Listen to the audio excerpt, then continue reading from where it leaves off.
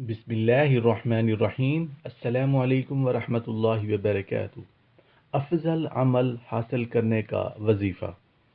ला इलाहा इल्लल्लाहु वहदहु ला शरीका लहू लहुल मुल्कु व लहुल हम्दु व हुवा अला कुल्लि शैइन क़दीर। अल्लाह के अलावा कोई सच्चा माबूद नहीं, वो अकेला है, उसका कोई शरीक नहीं, उसके लिए बादशाहत है और उसी के लिए तमाम तारीफ़ें हैं और हर चीज़ पर वो कादिर है।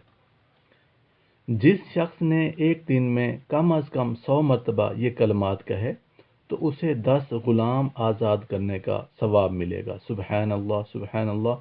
उसके लिए 100 नेकियां लिखी जाएंगी और 100 गुनाह मुआफ़ कर दिए जाएंगे।